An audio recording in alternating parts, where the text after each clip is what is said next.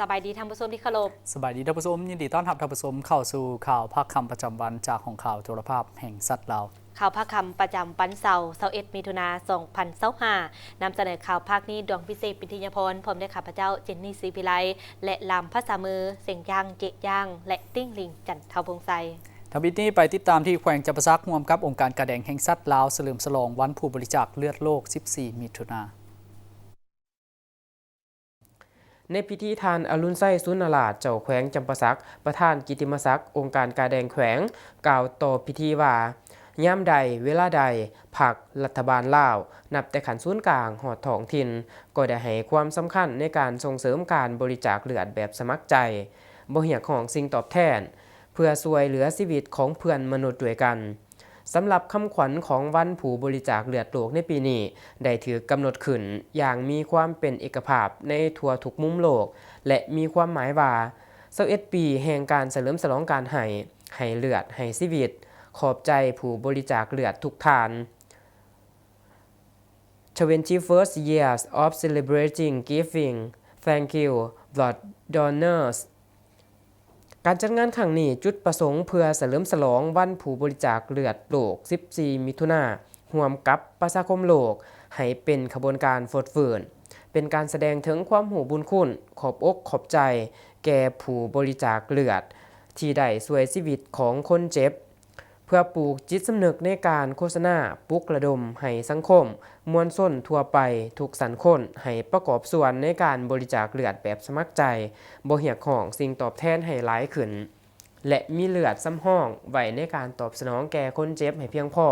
ปลอดภัยและทันเวลา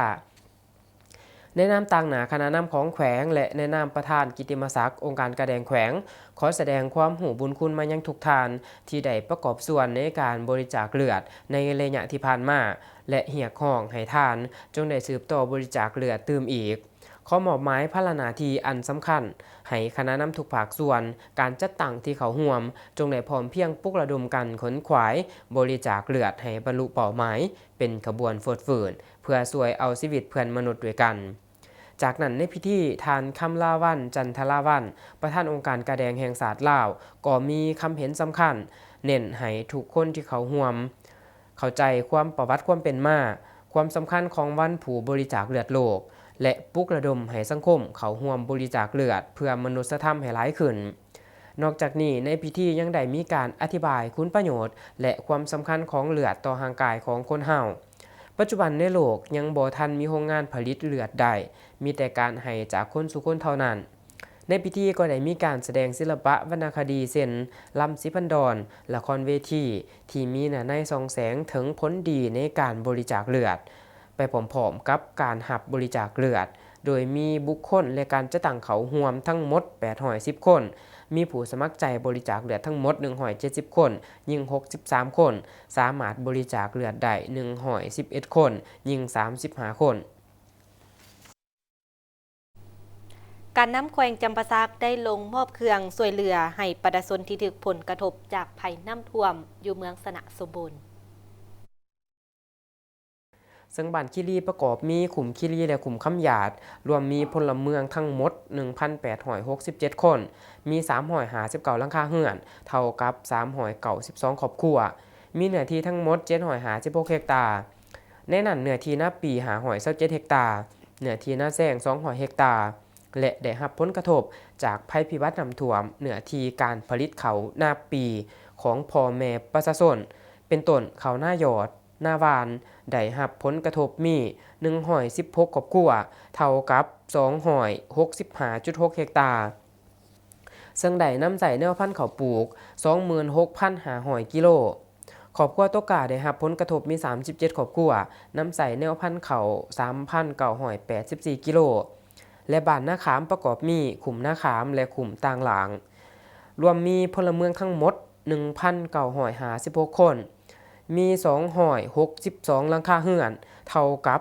231ครอบครัวมีเนื้อที่ทั้งหมด 480.96 เฮกตาร์ได้รับผลกระทบจากภัยพิบัติน้ำท่วมเส้นทางเข้าออกเปเพความยาว400เมตรเนื้อที่หน้าวาน85เฮกตาร์เสียหายทั้งหมดนำใส่แนวพันธุ์ข้าวปลูก 8,400 กิโล นอกนั้นยังมีตะกร้าเสียหายซึ่งนำใส่แนวพันธุ์ข้าวปลูก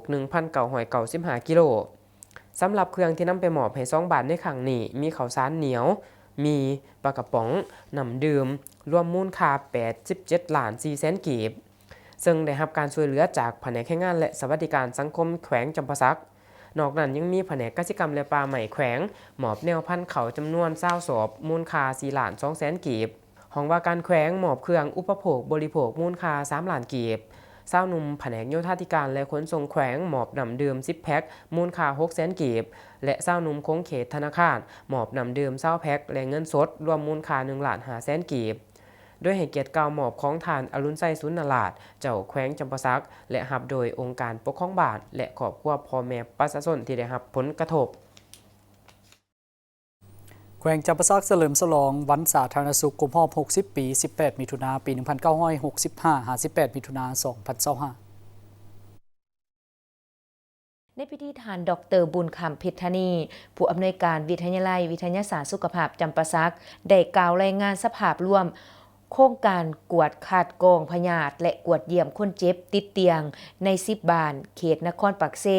ทานดร.เวียงศรีสุภักดีหัวหน้าแผนกสาธารณสุขแขวงได้ผ่านประวัติความเป็นมาของวันแพทย์ลาวซึ่งวันแพทย์ลาวสาธารณสุขลาวเป็นวันหนึ่งที่มีความหมายความสำคัญอันล้ำค่า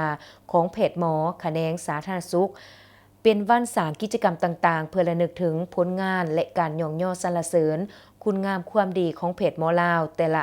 สมัยต่อสู่กูศาสตร์ก็คือสมัยปกปักรักษาและสร้างสาพัฒนาประเทศศาสตร์วันสาธารณสุขลาวกำเนิดขึ้นโดยผ่านขบวนการวิวัฒน์แห่งการเติบใหญ่ขยายตัวของการเพจลาวในแต่ละสมัยแต่ดึกดำบรรพ์และติดพันกับการต่อสู่ศาสตร์ในระยะ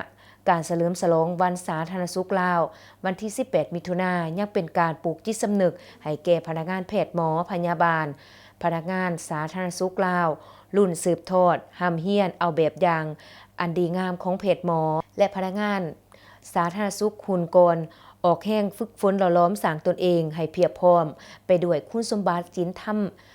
ปฏิบัติจรรยาบรรณต่อวิชาชีพและความสำนิสำนานงานเวียกงานวิชาเฉพาะเพื่อกลายเป็นแพทย์แห่งศาสตร์และแพทย์ประชาชนอย่างสมเกียรติศักดิ์ศรีและให้กลายเป็นนักรบเสือขาวปฏิบัติของพรรคเพื่อระลึกถึงผลงาน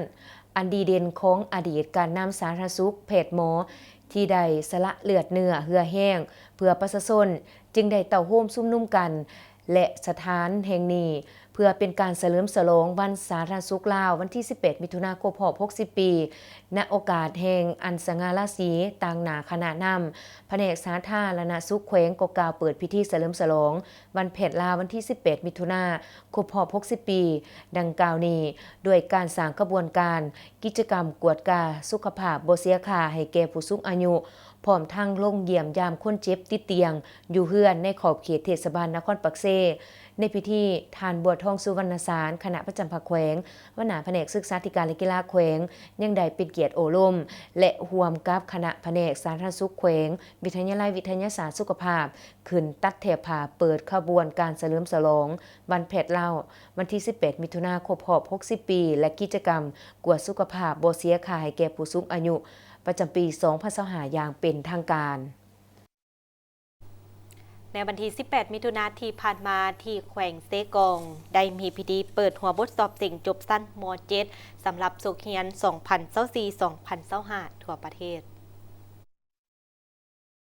ท่านคำไผ่ซิมมาวัดหัวหน้าแผนกศึกษาธิการและกีฬาแขวงเซกองกล่าวว่า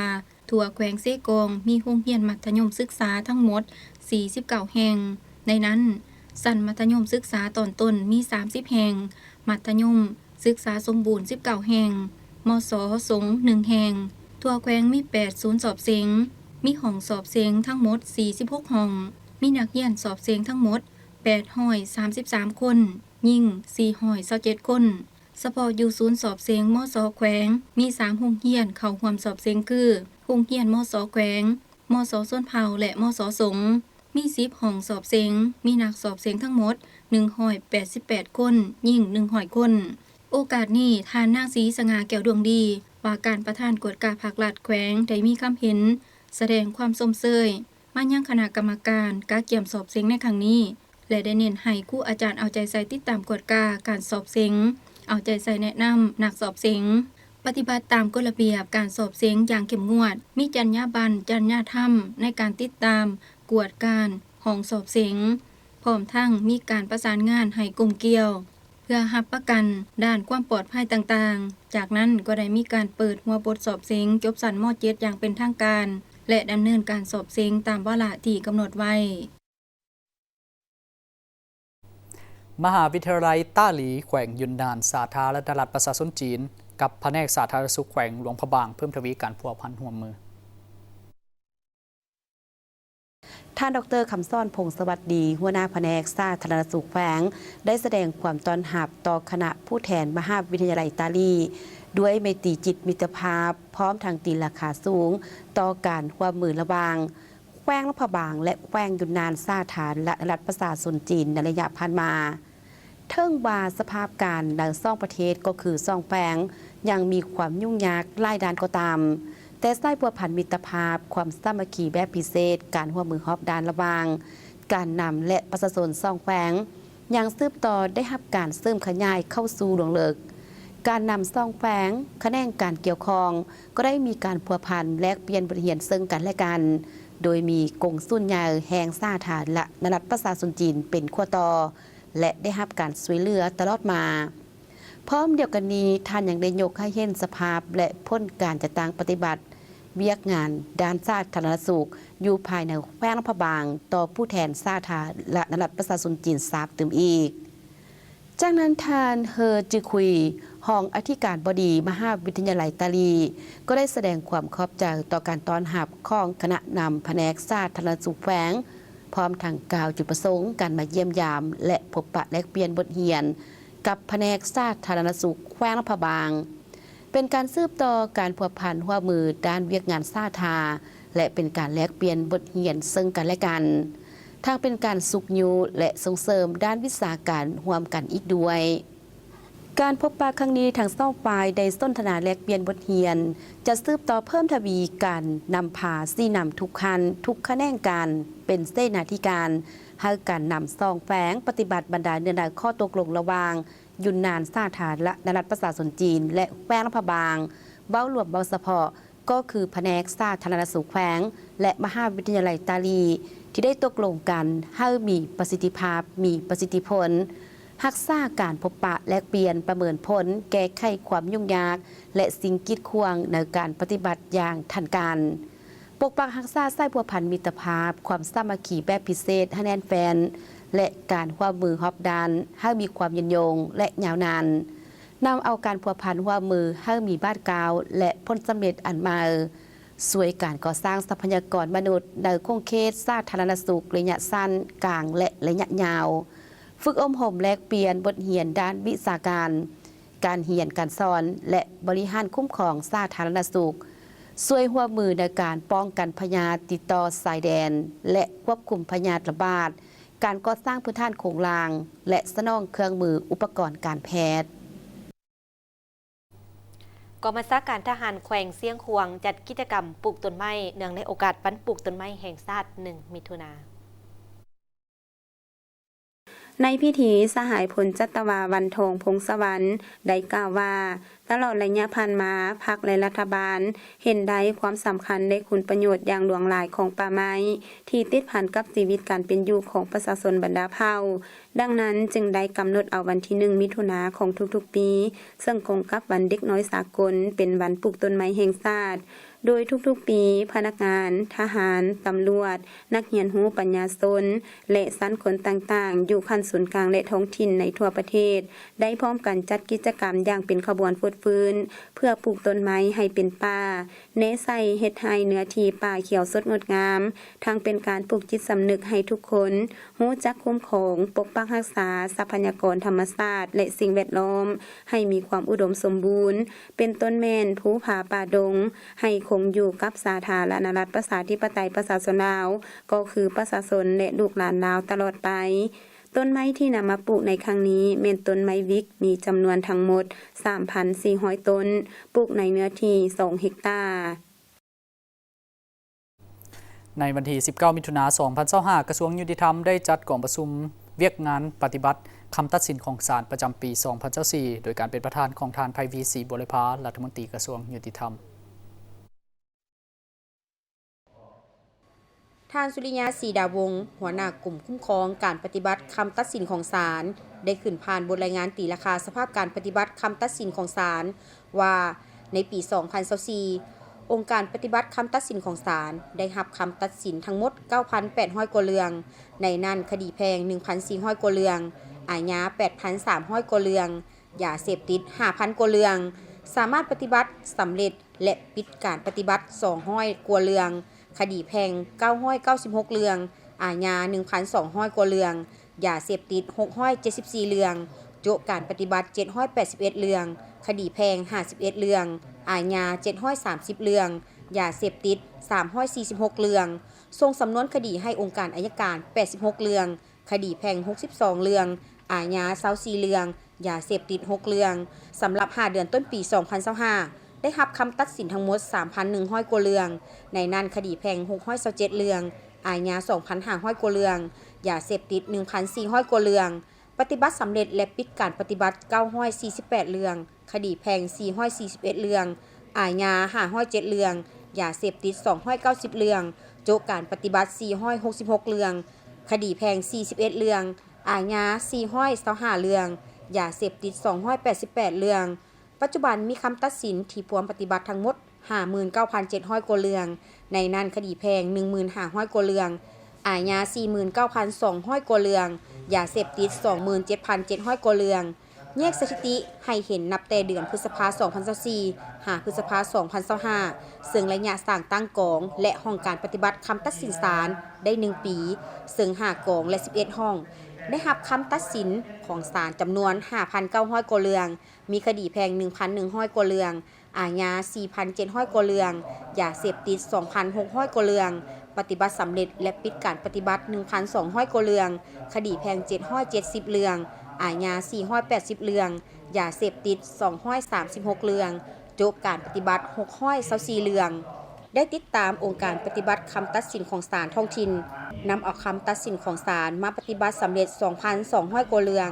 ในปี 2024 และ 948 เรื่องใน 5 เดือนต้นปี 2025มอบเงินให้คู่ความทั้งหมด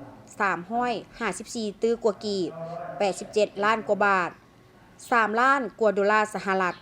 96,000 หยวนมอบเงินอากรเข้างบประมาณให้รัฐทั้งหมด 3 ตื้อกว่ากีบ 41,500 บาทมอบเงินปรับใหม่อาญาทั่วประเทศทั้งหมด 6 ตื้อกว่ากีบมอบเงินปรับใหม่ยาเสพติดทั้งหมด 13 ตื้อกว่ากีบได้กดกาขึ้นบัญชีทรัพย์สินที่ศาลตัดสินฮีบหรือให้รัฐคุ้มครองมีที่ดิน 14 ตอนงั้น 8 หลังบ้านพัก 2 หลังรถใหญ่120 คันรถจักร 1,319 คันเรือ 7 ลำรถอีแตน 1 คันคำ 28.8 กรัมพันธบัตร 200 ล้านกีบและทรัพย์สินอื่นๆ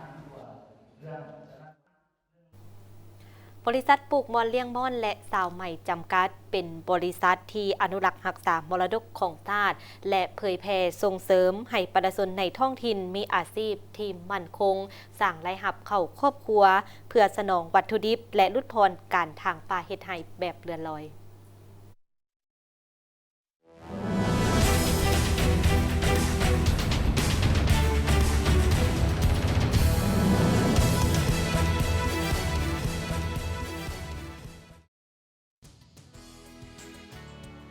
ท่านนางสมประสงค์จันทวงศ์ที่ปรึกษาฝ่ายการตลาดได้ให้ฮู้ว่าบริษัทส่งเสริมปลูกมอนเลี้ยงมอนและกสิกรรมอินทรีย์จำกัดเป็นเจ้าของยี่ห้อบูเบอรี่ซึ่งตั้งอยู่บ้านลีเมืองแปกแขวงเสียงขวางสร้างตั้งขึ้นในปี 1993 ซึ่งเป็นบริษัทในเครือของสหกรณ์หัตถกรรมโพนตองมาฮอดปี 2022 ได้เปลี่ยนชื่อเป็นบริษัทส่งเสริมปลูกมอนเลี้ยงมอนและกสิกรรมอินทรีย์จำกัดเพื่อให้แทนเหมาะกับการปฏิบัติเวียกงานตัวจริงของบริษัทได้พัฒนาสินค้าที่มีคุณภาพออกรับใช้สังคมภายในและต่างประเทศ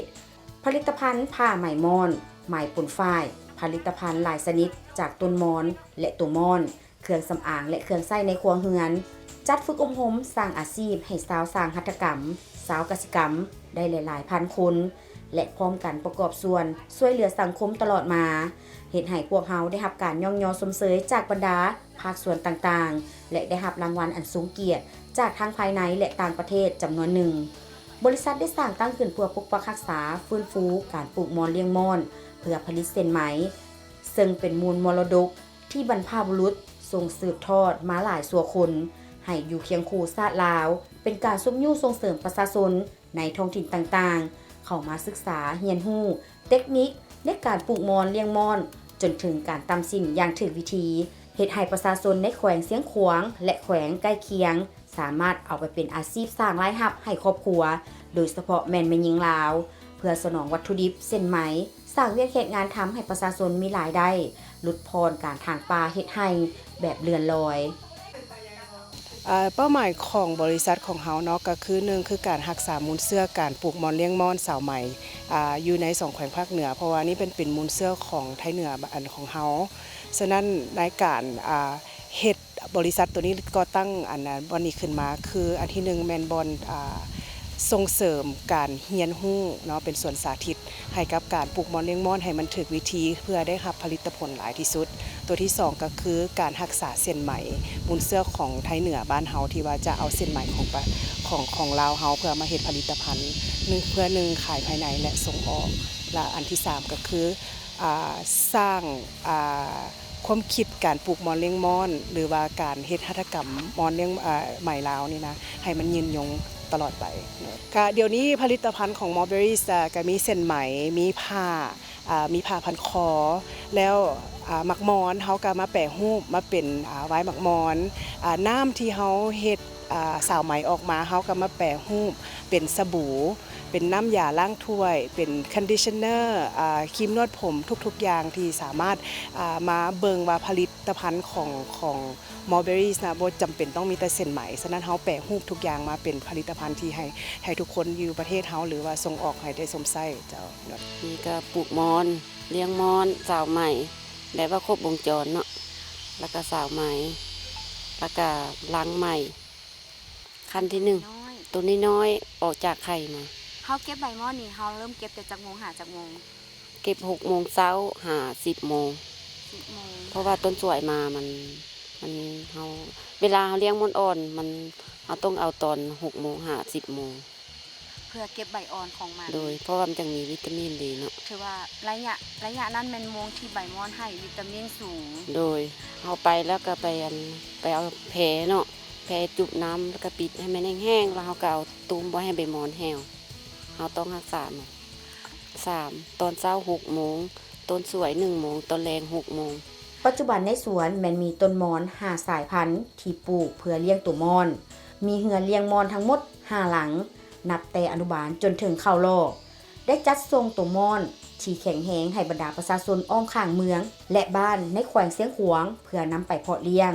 ทางบริษัทยังมีนโยบายในการสนับสนุนผู้ที่มีความสนใจและต้องการเลี้ยงมอนโดยการอนุบาลมอนที่แข็งแรงและส่งให้เลี้ยงเพื่อผลิตเส้นไหมหรือเมื่อมอนเข้าโลกแล้วนำมาขายให้แก่บริษัทได้คืนอีกนอกจากนั้นยังได้ขยายปลูกมอนเลี้ยงมอนไปเมืองทาทุมแขวงไซสมบูรณ์และได้สร้างตั้งสาขาอยู่ที่นั่นสร้างสวนมอนและศูนย์เพาะกล้าต้นมอนเพื่อแจกจ่ายแนวพันธุ์ให้สมาชิกได้ขยายศูนย์เพาะพันธุ์ต้นมอนที่นครหลวงเวียงจันทร์ควบคู่กับการส่งเสริมให้ประชาชนปลูกต้นมอนและปลูกไม้อุตสาหกรรมบ้านโพนหายคำและบ้านงมเมืองไซธานีโดยได้รับการร่วมมือกับมูลนิธิเมแบงเพื่อส่งเสริมการผลิตด้านการปลูกมอนเลี้ยงมอนควบคู่กับการตำหูกทอไหมและได้รับถึงสร้างห้านค้าและศูนย์สาธิตเรียนรู้ด้านการปลูกมอนเลี้ยงมอนสาวไหมตำหูและกสิกรรมอินทรีย์แห่งนี้นอกจากนั้นบริษัทยังเปิดกว้างให้บรรดาผู้ที่สนใจมาศึกษาทัศนศึกษาและเรียนรู้เข้ามาสอบถามและศึกษาได้โดยบ่เสียค่าเพราะทางบริษัทอยากให้ทุกคนได้มาเรียนรู้และสืบทอดภูมิปัญญาให้ไปสู่หุ้นต่อไป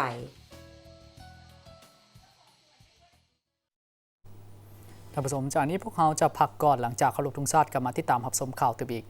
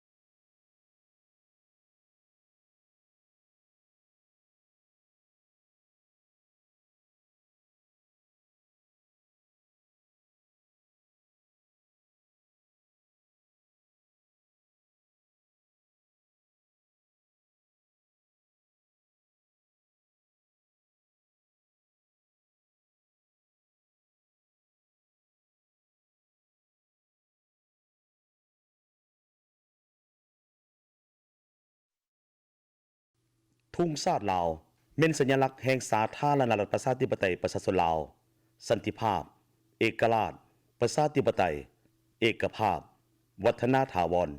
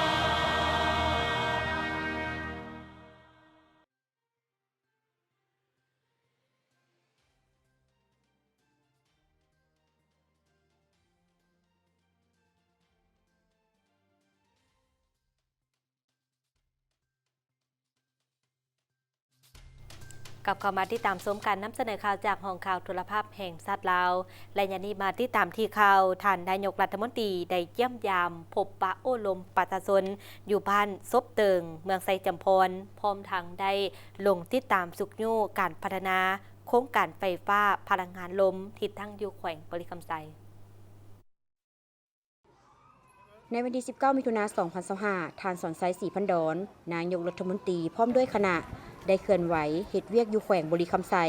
โดยมีทานสอนธนูธรรมวงศ์เจ้าแขวงบริคำไซพร้อมด้วยคณะนำของแขวงเมืองไซจำพรและภาคส่วนเกี่ยวข้องให้การต้อนรับโอกาสนี้คณะของทานนายกรัฐมนตรีได้ลงเยี่ยมยามบ้านศพเติงเมืองไซจำพรแขวงบริคำไซภายในบ้านมี131หลังคาเรือน150กว่าครอบครัวพลเมือง907คนหญิง449คนมีครอบครัวพ้นทุกข์กว่า65ส่วนห้อยอาชีพต้นต่อของประชาชนแม่นปลูกข้าวและเลี้ยงสัตว์มีสุขศาลา1แห่งมีแพทย์หมอ3ทานมีโรงเรียนประถมสมบูรณ์1แห่งมีนักเรียนทั้งหมด100กว่าคนโอกาสลงเยี่ยมยามครั้งนี้นายกรัฐมนตรีได้โอ้ล้มต่ออำนาจการปกครองและประชาชนโดยได้กล่าวแสดงความย่องยอสมเสยต่อมูลเสื้ออันดีงามและผลสำเร็จที่ประชาชนภายในบ้านสามารถปฏิบัติได้ในระยะผ่านมาพร้อมทางมีคำเห็นเน้นนักให้พร้อมการรักษามูลเสื้ออันดีงามของตนโดยเฉพาะมูลเสื้อประวัติมูลเสื้อความสามัคคีที่ช่วยเหลือซึ่งกันและกันมูลเสื้อดุมันขยันเพียรเอาใจใส่เพิ่มพูนผลิตผล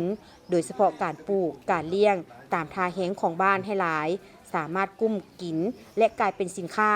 พร้อมกันปกปักรักษาและพัฒนาบ้านซองของตนให้มีความสงบได้รับการพัฒนาดีขึ้นเป็นก้าวๆเอาใจใส่รักษาสุขอนามัยป้องกันพยาธิตามฤดูกาลทำมาหากินถูกต้องตามกฎหมายและระเบียบการของบ้านเมืองพร้อมกันสุขยู่ส่งเสริมลูกหลานของตนให้ได้เข้าโรงเรียนตามเกณฑ์อายุพร้อมนี้นายกรัฐมนตรียังได้มอบเครื่องช่วยเหลือจำนวนหนึ่งซึ่งประกอบมีอาหารแห้งเครื่องนุ่งห่มกันหนาวเครื่องใช้ของซอยในชีวิตประจำวันอุปกรณ์การเรียนและอื่นๆให้แก่อำนาจการปกครองบ้านและแจกจ่ายให้แก่ประชาชนตามความเหมาะสมการเคลื่อนไหวเยี่ยมยามและเฮ็ดเวียกอยู่เมืองไซจำพรในครั้งนี้ท่านนายกรัฐมนตรีและคณะยังได้ติดตามสุขยู่การพัฒนาโครงการไฟฟ้าพลังลมของบริษัทหุ้นส่วนลงทุนและพัฒนาพลังงานเวียดลาวที่ตั้งอยู่แขวงบริคำไซโครงการไฟฟ้าพลังงานลมดังกล่าวได้กวมเอา2แขวงคือแขวงบริคำไซในนั่นที่เมืองไซจำพรเมืองคำเกิดและเมืองเวียงทองส่วนแขวงคำมวนแม่นเมืองนากายเฉพาะอยู่แขวงบริคำไซมี6สัญญาโครงการคือโครงการพลังงานลมเจืองเซินอยู่เมืองคำเกิดและเมืองไซจำพรมีกำลังติดตั้ง250เมกะวัตต์อายุสัมปทาน25ปีมูลค่าโครงการ371ล้านกว่าดอลลาร์สหรัฐ โครงการพลังงานล้มเจืองเซิน2อยู่เมืองคำเกิดและเมืองไซจำพรมีกำลังติดตั้ง350เมกะวัตต์อายุสัมปทาน25ปีมูลค่าโครงการ556ล้านดอลลาร์สหรัฐโครงการพลังงานลมพิลาอยู่เมืองคำเกิดและเมืองไซจำพรมีกำลังติดตั้ง500เมกะวัตต์อายุสัมปทาน25ปีมูลค่าโครงการ 1,151 ล้านดอลลาร์สหรัฐโครงการพลังงานลมกาลองอยู่เมืองคำเกิดและเมืองไซจำพรมีกำลังติดตั้ง750เมกะวัตต์อายุสัมปทาน25ปีมีมูลค่าโครงการ822ล้านดอลลาร์สหรัฐโครงการพลังงานลมผาขาวอยู่เมืองเวียงทองมีกำลังติดตั้ง750เมกะวัตต์กำลังดำเนินขั้นตอนสัญญาพัฒนาโครงการและโครงการพลังแห้งลมน้ำตงอยู่เมืองเวียงทองและเมืองจำพรมีกำลังติดตั้ง750เมกะวัตต์กำลังดำเนินขั้นตอนสัญญาพัฒนาโครงการส่วนอยู่เมืองนากายแขวงคำมวนมี2สัญญาโครงการคือโครงการพลังงานลมจาลอและโครงการพลังงานลมเดไรซึ่ง2โครงการดังกล่าวมีกำลังติดตั้งโครงการละ500เมกะวัตต์ปัจจุบันบรรดาโครงการกำลังดำเนินขั้นตอนสัญญาพัฒนาโครงการในโอกาสเคลื่อนไหวติดตามและสุขยุการพัฒนาโครงการไฟฟ้าพลังงานลมอยู่เมืองไซจำพรในครั้งนี้ท่านนายกรัฐมนตรียังได้ให้เกียรติเข้าร่วมพิธีเปิดกองทุนลบล้างเฮือนเครื่องถาวรสำหรับครอบครัวทุกข์ยากอยู่แขวงบุรีคำไซพร้อมทางติดตามเบิ่งความคืบหน้าในการก่อสร้างสถานีไฟฟ้า220กิโลโวลต์ของโครงการพลังงานล้มเจืองเซินและเบิ่งความคืบหน้าในการพัฒนาโครงรางพื้นฐานด้านประเพณีน้ำอ่อนด้านซ้ายแดนลาวเวียดนามตื่มอีกนายกรัฐมนตรีพบปะอบรมและให้ทิศชี้นำต่อการน้ำลักแหล่งแขวงบุรีคำไซวันที่3มิถุนายน2025ที่ห้องว่าการแขวงบุรีคำไซท่านสอนไซศรีพันดรนายกรัฐมนตรีพร้อมด้วยคณะได้พบปะพนักงานลักแหล่งของแขวงบุรีคำไซซึ่งได้รับฟังการรายงานบางผลสำเร็จการจัดตั้งปฏิบัติเวียกงานของแขวง6เดือนต้นปี2025โดยท่านสอนธนูธรรมวงศ์เจ้าแขวงบุรีคำไซซึ่งเห็นว่าทั่วแขวงยังสืบต่อมีเสถียรภาพทางด้านการเมืองอย่างหนักแน่นสังคมมีความสงบและเป็นระเบียบเหี่ยมห้อยโดยพื้นฐานเศรษฐกิจขยายตัว5ส่วนห้อยรายรับเฉลี่ยใส่หัวคนได้ 1,950 ดอลลาร์สหรัฐต่อปีการเก็บรายรับเข้างบประมาณได้ 1,684 ตื้อกว่ากีบเท่ากับ77ส่วนห้อยของแผนการปีแผนรายรับปฏิบัติได้45ส่วนห้อยของแผนการปีการผลิตข้าวนาแซง 1,500 กว่าเฮกตาร์ได้ผลผลิต 6,000 กว่าต้นเท่ากับ77ส่วนห้อยของแผนการสามารถส่งออกยาพาราได้ 55,000 กว่าต้นมูลค่าเกือบ86ล้านดอลลาร์สหรัฐส่งออกมันต้นได้ 200,000 กว่าต้นมูลค่าเกือบ32ล้านดอลลาร์สหรัฐ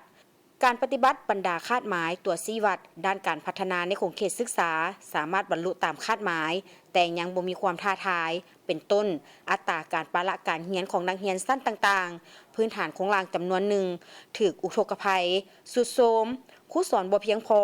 โดยเฉพาะสายธรรมศาสตร์สำหรับด้านสาธารณสุขโดยพื้นฐานประชาชนสามารถเข้าถึงทุกเมืองและบ้านก็สามารถเข้าถึงในอัตราส่วนสูงทั่วแขวงมีครอบครัวพ้นทุกข์กว่า97ส่วนห้อยบ้านพ้นทุกข์กว่า94ส่วนห้อยและบ้านพัฒนากว่า80ส่วนห้อยโอกาสนี้นายกรัฐมนตรีก็ได้มีคำเห็นเจาะจิ้มเติมบางด้านเพื่อให้คะแนนการเกี่ยวข้องของแขวงรายงานเพิ่มเติมเป็นต้นสภาพการคุ้มครองโครงการลงทุนในแขนงบ่อแฮสภาพการคุ้มครองและก่อสร้างปรับปรุงเส้นทางภายในแขวงรวมทั้งแผนการสร้างทางด่วนเวียงจันทน์ฮานอยการแก้ไขปัญหาขาดเขินครูสอนการคุ้มครองการนำเข้าและส่งออกสินค้ารวมทั้งการส่งเสริมการผลิตเพื่อลดพรการนำเข้าสินค้าหลังจากนั้นท่านนายกรัฐมนตรีก็ได้ให้เกียรติมีคำเห็นพบปะโอลมต่อผู้เข้าร่วมโดยได้ยกให้เห็นสภาพความยุ่งยากและผลกระทบต่างๆจากปัจจัยภายในและต่างประเทศต่อการพัฒนาเศรษฐกิจสังคมของประเทศเฮารวมถึงความพยายามและเอาใจใส่ของศูนย์กลางรัฐบาลและบรรดาองค์การปกครองท้องถิ่นต่อกับการแก้ไขปัญหายุ่งยากและสิ่งท้าทายต่างๆเพื่อเฮ็ดให้ประเทศเฮาสืบต่อมีเสถียรภาพทางด้านการเมืองอย่างหนักแน่นสังคมมีความสงบและเป็นระเบียบเรียบร้อยโดยพื้นฐาน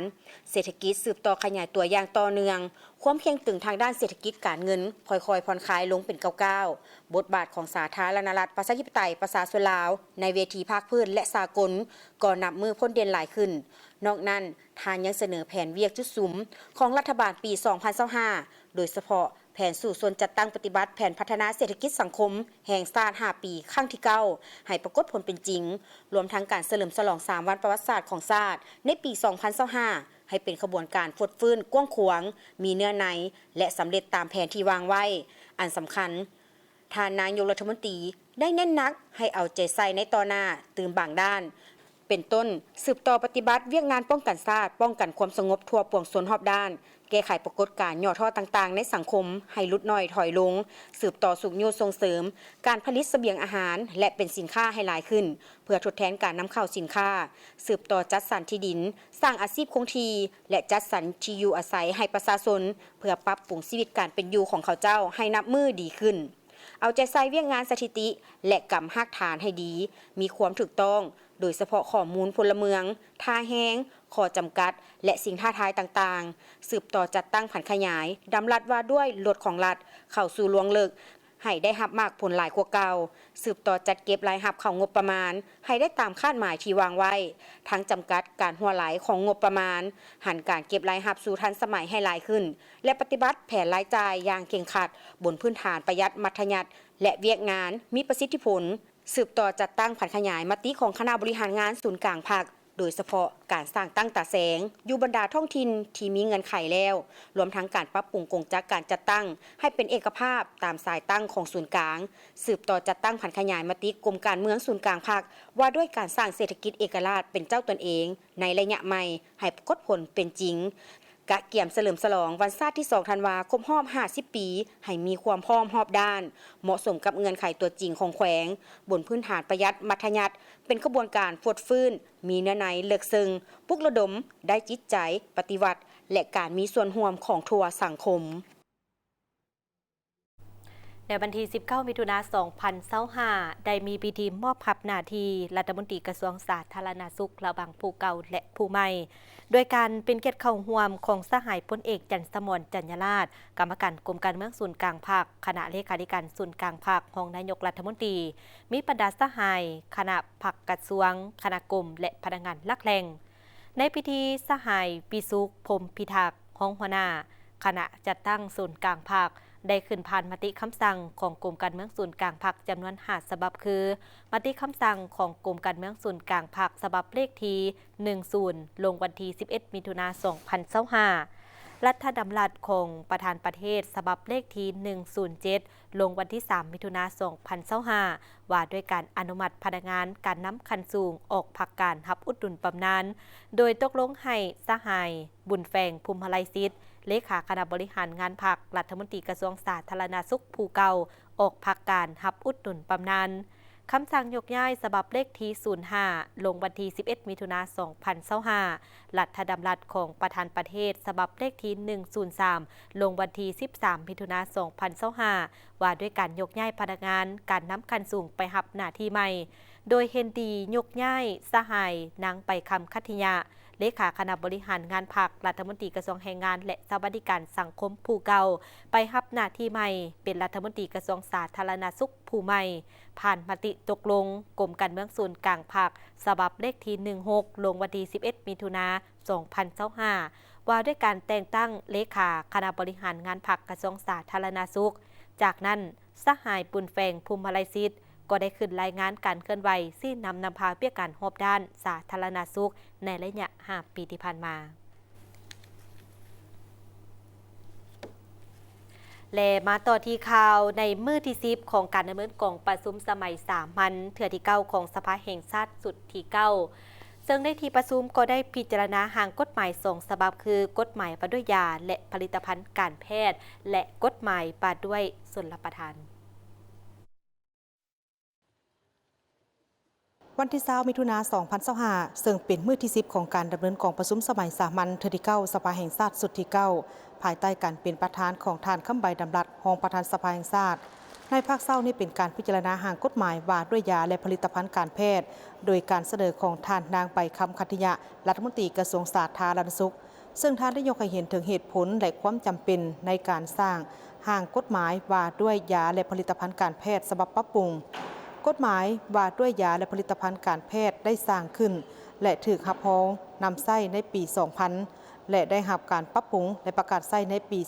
2011 แต่ผ่านการนำใช้มาก็ยังเห็นว่ามีสิ่งที่ท้าทายหลายอันสมควรเนื่องจากว่าได้รับการปรับปรุงและนำใช้มาได้หลายปีแล้วเฮ็ดให้บางเนื้อในของกฎหมายบ่สอดคล้องกับสภาพปัจจุบันมีช่องว่างที่มีความเสี่ยงต่อกับการจัดตั้งปฏิบัติการรับประกันคุณภาพและความปลอดภัยยังบ่ทันควบคุมเอาทุกปัญหาที่เกี่ยวข้องดังนั้นจึงจำเป็นต้องได้มีการปรับปรุงห่างกฎหมายว่าด้วยยาและผลิตภัณฑ์การแพทย์ในครั้งนี้กฎหมายว่าด้วยยาและผลิตภัณฑ์การแพทย์ฉบับทำอิฐแม่นได้สร้างขึ้นในปี 2000 โดยถูกรับรองจากมติของสภาแห่งชาติฉบับเลขที่ 01 สพส ลงวันที่ 8 เมษายน ปี 2000 ภายหลังนำใช้มาได้ระยะหนึ่งได้มีการปรับปรุงใหม่โดยถูกรับรองจากสภาแห่งชาติฉบับเลขที่ 07 ลงวันที่ 21 ธันวาคม 2011 ผ่านการจัดตั้งปฏิบัติกฎหมายว่าด้วยยาและผลิตภัณฑ์การแพทย์ฉบับปรับปรุงครั้งที่ 2 นี้และระเบียบการที่เกี่ยวข้องและอิงใส่การประเมินของสากลโดยเฉพาะเป็นการประเมินกฎหมายว่าด้วยยาและผลิตภัณฑ์การแพทย์ฉบับนำใช้ปัจจุบันเห็นว่ายังมีสิ่งท้าทายหลายสมควรเนื่องจากกฎหมายฉบับดังกล่าวแม้นได้รับการปรับปรุงและนำใช้มาหลายปีแล้วจึงเฮ็ดให้บางเนื้อในของกฎหมายบ่สอดคล้องกับสภาพในปัจจุบันบางเนื้อในยังบ่ทันกำหนดละเอียดชัดเจนและยังบ่ครบถ้วนยังมีช่องว่างที่มีความเสี่ยงต่อการจัดตั้งปฏิบัติเวียกงานรับประกันคุณภาพและความปลอดภัยจึงเฮ็ดให้บ่สามารถปฏิบัติเวียกงานที่จำเป็นและบังคับใช้ก็ยังบ่ทันเข้มแข็งหนักแน่นซึ่งเฮ็ดให้การจัดตั้งปฏิบัติเวียกงานคุ้มครองยาและผลิตภัณฑ์การแพทย์ยังบ่ทันควบคุมเอาทุกปัญหาที่เกี่ยวข้องกับการรับประกันคุณภาพของยาและผลิตภัณฑ์การแพทย์ตามที่ได้กล่าวมานั้นฉะนั้นจึงจำเป็นต้องได้มีการปรับปรุงกฎหมายฉบับดังกล่าวนี้เป็นครั้งที่ 3ห่างกฎหมายว่าด้วยยาและผลิตภัณฑ์การแพทย์ฉบับปรับปรุงประกอบมี 12 ภาค 21 หมวดและ114 มาตราในนี้ได้รักษาไว้ 3 มาตราปรับปรุง 53 มาตราและเพิ่มเข้าใหม่ 58 มาตราได้กำหนดหลักการระเบียบการและมาตรการเกี่ยวกับการคุ้มครองติดตามกวดกาเวียกงานการยาและผลิตภัณฑ์การแพทย์ในใส่เหตุให้กฎหมายฉบับนี้สอดคล้องกับสภาพปัจจุบันบ่มีช่องว่างที่มีความเสี่ยงต่อกับการจัดตั้งปฏิบัติรวมทั้งรับประกันคุณภาพและความปลอดภัยซึ่งการพิจารณาค้นคว้าได้มีการประกอบความคิดความเห็นของสมาชิกสภาแห่งชาติต่อกับห่างกฎหมายดังกล่าวสมาชิกสภาแห่งชาติได้แสดงความเป็นห่วงและเสนอให้มีการปรับปรุงบางเนื้อในบางคำศัพท์ที่อยู่ในหลายมาตราของกฎหมายโดยเฉพาะกฎหมายมาตรา 38 การนำใช้สารเคมีสำหรับเครื่องสำอางมาตรา 59 การโฆษณายาและผลิตภัณฑ์การแพทย์มาตรา 61 การกำหนดราคายามาตรา 62 การควบคุมราคายาและอื่นๆอันที่1มันนี่เขามาเบิ่งรูปว่าเกี่ยวกับการจำหน่ายยาห้านขายยาบ้านเฮานี่หลายประเทศออกอนุญาตถูกแท้ทะเบียนถูกแท้แต่ผู้ขายยาพัดบ่แม่นจบการยานี่ก็มีอันผิดพลาดหลายได้กวดเบิ่งอันนี้เฮาได้มีมาตรการได้จัดการอยู่ในกฎหมายฉบับนี้หรือว่ากระทรวงสาธารณสุขมีมาตรการได้หลักกายเป็นสินค้าทั่วไปการขายยาปัจจุบันผู้ใดขายก็ได้ใบประตังนี่ออกเอาชื่อผู้อื่นมาใช้ลองเบิ่งไหมตัวจริงได้นี่เนาะตัวบ่ได้ได้นี่มีตัวความจริงนะท่านซะอยากให้เบิ่งคืนว่า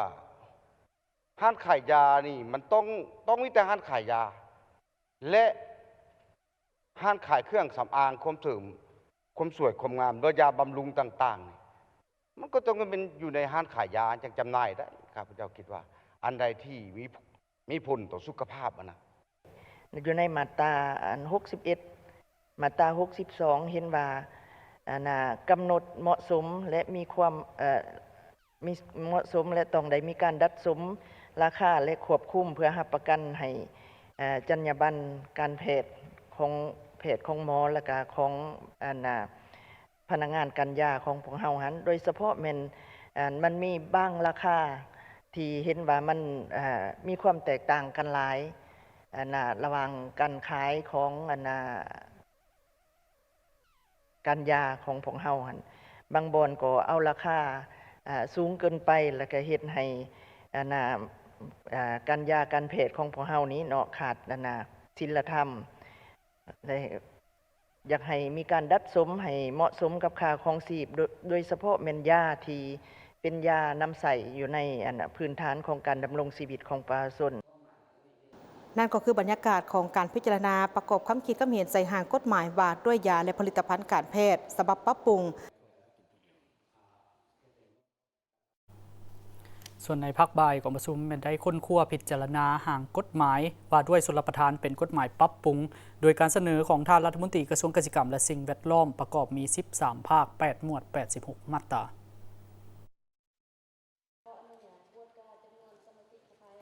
ในตอนบ่ายของการดำเนินของประชุมสมัยสามัญเทื่อที่9สภาแห่งชาติสุดที่9ในเมื่อวันที่20มิถุนายน2025นี้ดำเนินภายใต้การเป็นประธานของท่านสมมาตรผลเสนารองประธานสภาแห่งชาติ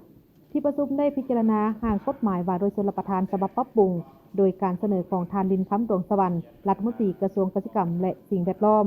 ท่านได้เสนอถึงเหตุผลและความจำเป็นในการปรับปรุงกฎหมายฉบับนี้เพื่อให้สอดคล้องกับกฎหมายและนิติกรรมใต้กฎหมายที่เกี่ยวข้องเป็นต้นรัฐธรรมนูญแห่งสาธารณรัฐประชาธิปไตยประชาชนลาวฉบับปรับปรุง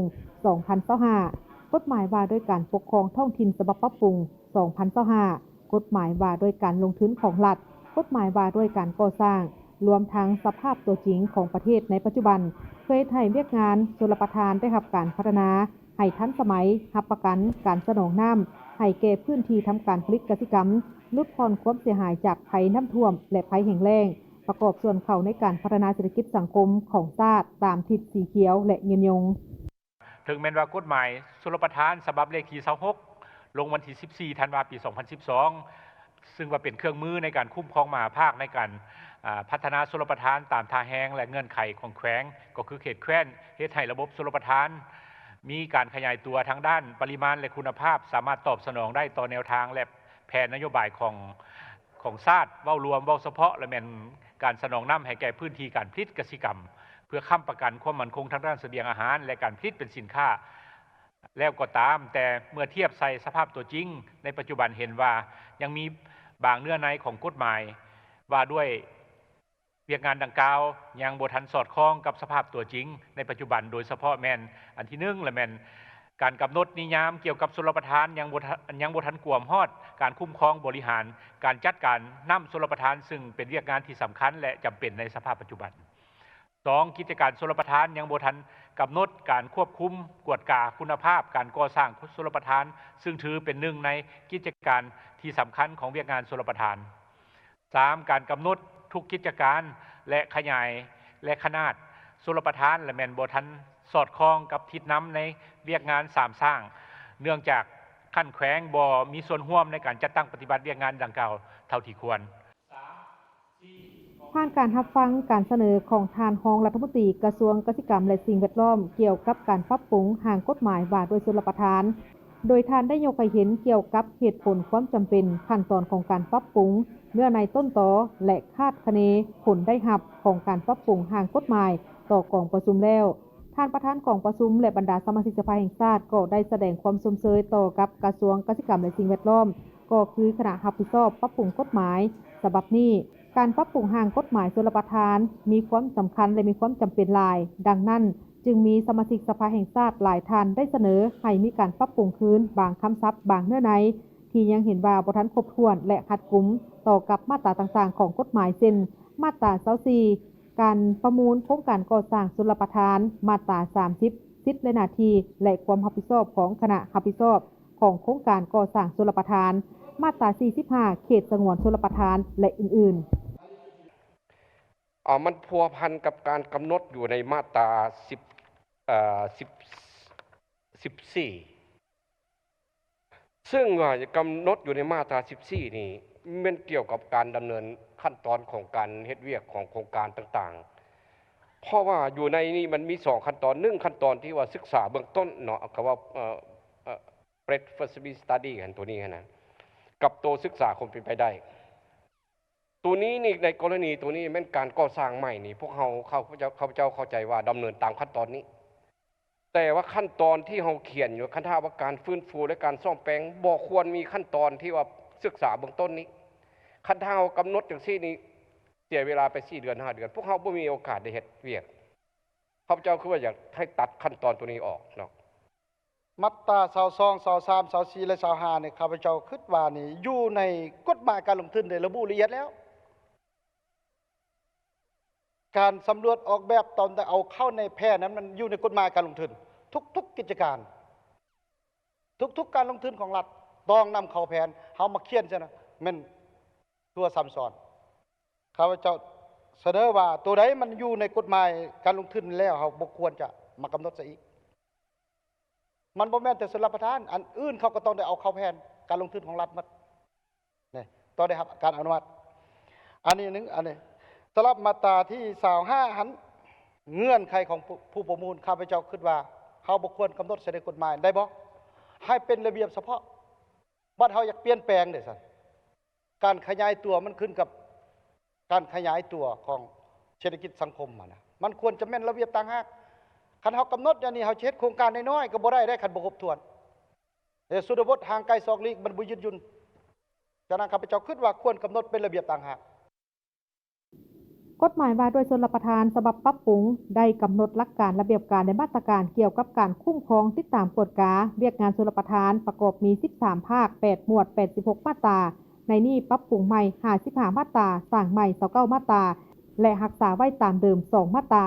ถ้ากฎหมายฉบับนี้ถึงรับรองและประกาศใช้จะได้เฮ็ดให้มีความสอดคล้องกับกฎหมายนิติกรรมใต้กฎหมายที่เกี่ยวข้องและสภาพตัวจริงของประเทศทั้งสามารถเชื่อมโยงกับภาคพื้นและสากลได้ดีขึ้นเป็นบนอิงทางด้านนิติกรรมที่เป็นระบบในการคุ้มครองติดตามกฎกาและพัฒนาชลประทานตามการแบ่งขันคุ้มครองกิจการชลประทานแต่ศูนย์กลางลงฮอดท้องถิ่นรับประกันความปลอดภัยของเขื่อนและอ่างเก็บน้ำชลประทานหลายขึ้นกว่าเก่าและอื่นๆท่านผู้ชมมาฮอดนี่ข่าวภาคคำประจำวันได้หมดเวลาลงแล้วขอบใจทุกท่านให้เกียรติติดตามรับชมพวกทั้งสองพร้อมด้วยลามภาษามือและทีมงานขอลาท่านผู้ชมไปเพียงเท่านี้สบายดี